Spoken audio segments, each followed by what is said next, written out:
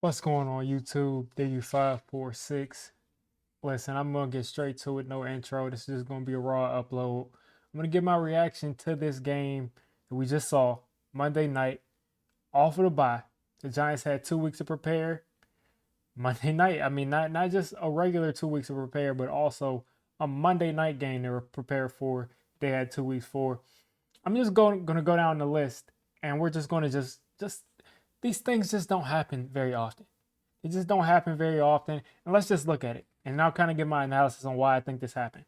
First off, the Giants put up 24 minutes of time of possession. They got dominated in time of possession. 215 total yards. 15 first downs to Tampa Bay, giving up. We got 15 first downs. Tampa Bay got 28.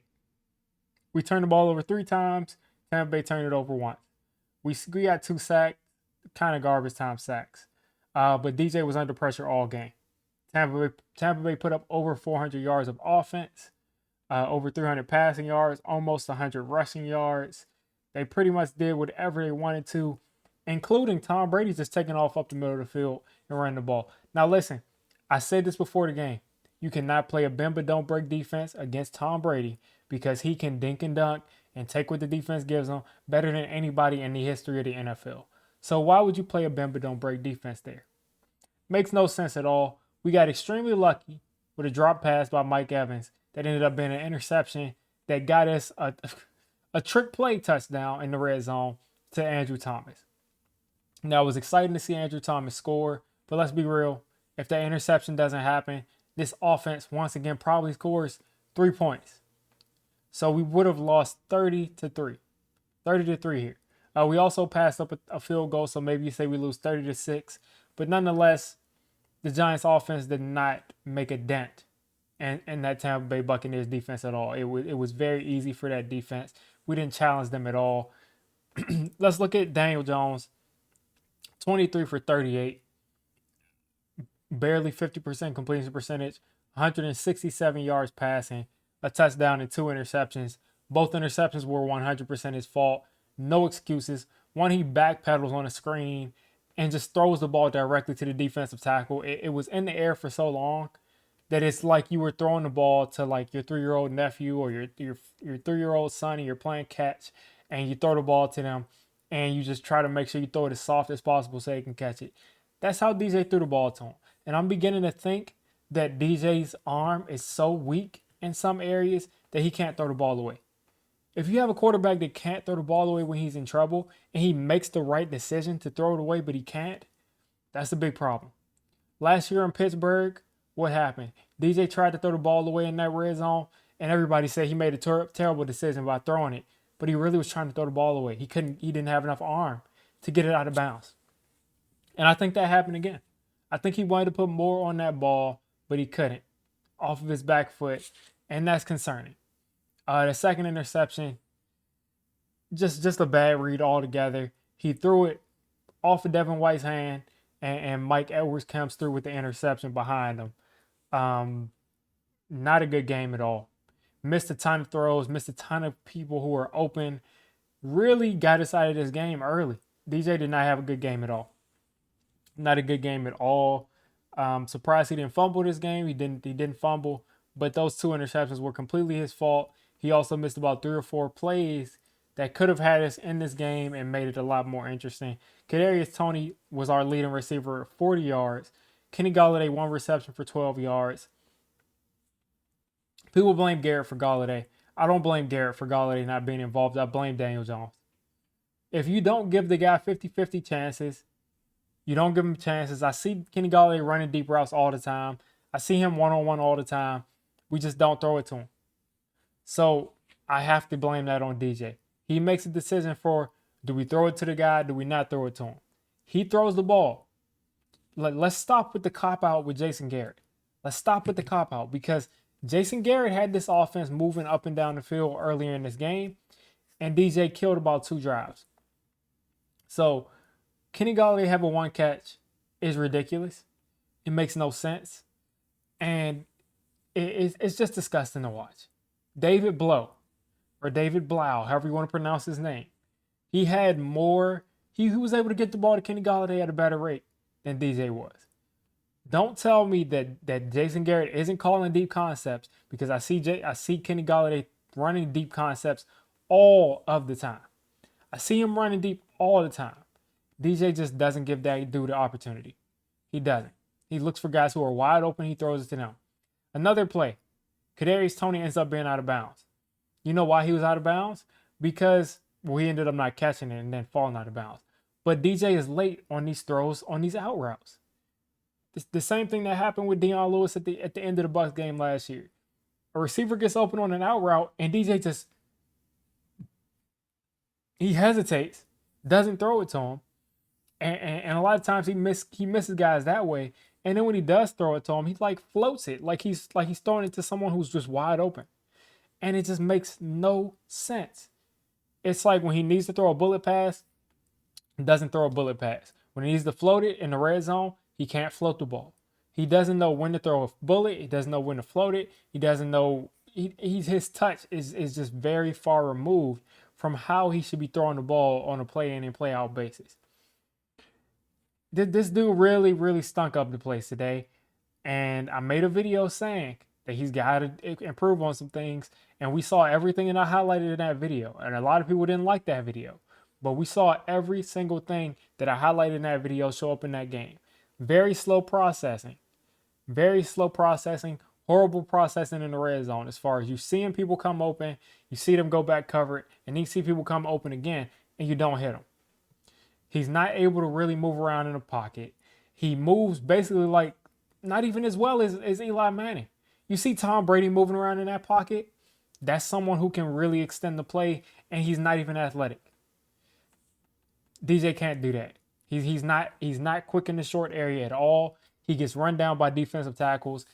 He's just not that guy in the short area. So how do you win with this dude? I'm not sure. You need everything around him to be great. And again, Kenny Galladay consistently not being used is ridiculous to me. I mean, if I pull up the dude's stats, if you prorate what he's been doing per game, I mean, he's probably has the stats of like a number 3, number 4 receiver in the NFL. So Galladay, you cannot put all of this on Jason Garrett. Jason Garrett had an offense where he had Roy Williams, he had a ton of receivers, he had Miles Austin, he had Dez Bryant. Jason Garrett has had seasons where people have been successful. This cannot all be on Jason Garrett. Kenny Galladay had 1 catch. Kadarius Toney, they finally started trying to get him the ball. We targeted him 12 times. So we can't blame Garrett for that. We targeted the dude 12 times. 40 yards on 12 targets. There was another target where DJ just completely missed him, and it was a hold on Hernandez, so it wouldn't have counted. But DJ completely missed the dude wide open. So Kadarius Toney, Kenny Galladay, Saquon Barkley, 3 just star players that just cannot be used. Whether it be because the offensive line can't block, Matt Skura, Billy Price, Will Hernandez holding people all over the place. I think he got 4 penalties today, 3 or 4. Whether it be any of those guys, we cannot get the ball to our playmakers and any type of an opportunity to succeed. I mean, when Toney gets the ball, he's having to make 4 people miss just to get 5 yards. Same thing with Saquon. He's got to make 4 people miss just to get 5 yards. And another thing about Saquon is when he's one-on-one with these corners, he's trying so hard to juke people out, and he's not moving the same way he was in 2018. I just don't see the same player. He's not moving the same way. He's trying to make people miss. The defense is catching up, and he ends up getting tackled pretty much by the first guy, which never happened ever before. I've never seen that happen until this season, and maybe he's just not the same dude. I think we got to cut that dude loose, because at this point, he's not gonna succeed in a Giants uniform. I just don't see that happening. As far as the defense, piss poor performance, but I can't really blame them. I blame the bad tackling on them. They got to tackle better. But Pat Graham came up with a horrible scheme today. An absolutely horrible scheme. He said we're going to play bend but don't break, which is supposedly our strength, but we couldn't tackle. He watched the team not be able to tackle all day. And then we're playing against Tom Brady. You playing bend but don't break against Tom Brady is basically saying, can you put up 40 points on us? Can you just give us 40 points? Because it just seems like it seems like they just had no idea what was going on. Seems like background was completely lost, and I don't understand because he came up with a couple of two good games where his defense really made a bunch of great plays by themselves. All of a sudden, he's back in head coaching discussions. I don't get it. But Jason Garrett, lay off of Jason Garrett. He didn't call a perfect game at all. But this offense, it's this offensive line that's horrible. We cannot run the ball to save our lives. We can't run the ball at all. And Daniel Jones, he's not making smart decisions. He is missing guys wide open. He's late on his throws. He's missing people when he sees them open down the field. He doesn't pull the trigger. We've got to fix this. Daniel Jones cannot keep playing like this and just be handed another year. Whether we got to promote, whether we got to go out and sign a journeyman quarterback, this cannot be okayed. You cannot watch someone put this on tape and just say you're coming back another year. He threw one trick play touchdown to a wide open Andrew Thomas, who Andrew Thomas had to make a great acrobatic catch to catch the ball. But he threw that one play. Other than that, what does he have? What, like 7, 8 touchdowns this year? It's ridiculous. So the team did not play good football today. The game went exactly as what I expected. I thought the offense might move the ball a little bit more, but I did expect the Bucs to win this game by double digits, and they did. The Bucs are going to be one of the better teams in the NFL by the end of the year. I don't expect us to look this bad against every team, but I mean, I'm telling you, we are far away from being ready, and I'm at this point I'm very sure in saying that Daniel Jones is not our quarterback, and I don't believe in these quarterbacks coming out of the draft. So whether you want to go ahead and get a journeyman, make a trade, and I wouldn't like it, but go out and get one of these young quarterbacks, Daniel Jones cannot be suited up for the Giants next year if he puts these kind of games on tape. Just cannot happen. It's not good for the morale of the team to watch someone play this bad and be this inept and just go ahead and throw them out there again. So you guys let me know what you thought of this game. It's pretty much what I expected. I tried to calm people down who were trying to say rally the troops and say we're going to beat the Bucs. It just didn't happen. So you guys let me know what you're thinking.